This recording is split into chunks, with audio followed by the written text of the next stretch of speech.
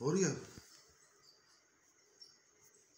حسبنا اللہ و نعم الوکیل، نعم المولا و نعم النصیر، ما شاء اللہ لا حول ولا قوة الا باللہ العلی العظیم۔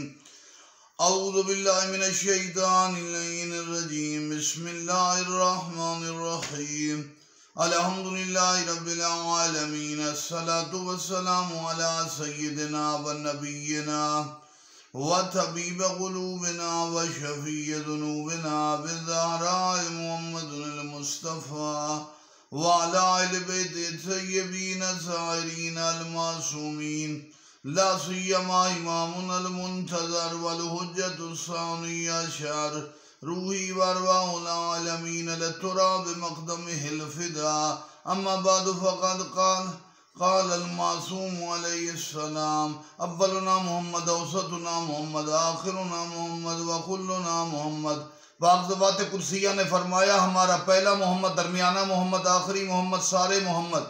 یہ سید الانبیاء کی سیرت کے مظہر اور عین تصویر محمد، ان کے کمالات، ان کی سیرت ہمارے لیے مشعل راہ ہے۔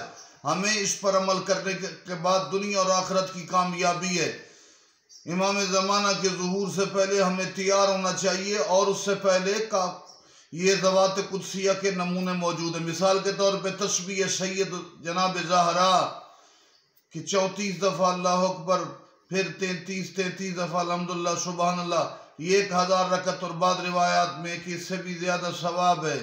تو ان عبادات تذکرے کو ہمیں زیادہ کرنا چاہیے، ان پر عمل کرنا چاہیے، بجا لانا چاہیے، اس کی تعلیم کرنی چاہیے، بچوں کو، عزیزوں کو تمام جگہ پر عمل بالمعروف و نہی عن المنکر کرنا چاہیے، تاکہ جب امام زمانہ آئیں تو اس وقت ہم امام کے ساتھ ہوں، ہمیں ساتھ ہونے کا حق ہو، اس قابل ہو جائیں، چونکہ امام زمانہ یبلغ سلطان من المشرق الی المغرب، مشرق سے مغرب کو فتح حاصل کریں گے امام، اور بے عیب اور لا ریب ایسے لوگ امام کی فوج میں شامل ہوں گے۔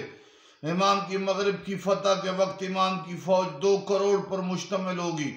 تو جس طرح کا ایمان امام کی اس سلطنت کے کیپٹل کوفہ میں ہوگا، اسی طرح کے مومنین مغرب، یورپ، شمالی امریکہ، جنوبی امریکہ، گویا کہ پورے کرۂ ارض پر مومنین مخلصین کی تعداد میں اضافہ ہوگا۔ اور اب ظہور کے حوالے سے بات یہ ہے کہ کچھ ایسے مومنین ہیں جو کفار اور منافقین کی ظلموں سے نکلنے ہیں، اور کچھ ایسے منافقین ہیں جو بد کردار اور فاسق مومن جو ہے ان کی ظلموں سے نکلنے ہیں۔ جب دنیا چھانٹ جائے گی، منافق اور مومن بالکل جدا ہو جائیں گے، حق اور باطل کے معرکہ میں صاف ہوگا، تو اس وقت امام کے ظہور اطہر کے علامات مکمل ہو جائیں گے۔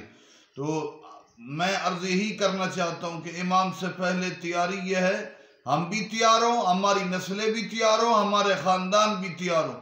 کسی کو حقیر نہ سمجھے، کچھ ہے کوئی پتہ نہیں کون ہے کس کی نسل میں اور کون امام کا کمانڈر بننے کے۔ مالک ذوالجلال ہمیں امام زمانہ اور ان کے بزرگوں کا آباء و اجداد کا ذکر کرنے کی توفیق عطا فرمائے۔ والسلام علیکم ورحمۃ اللہ۔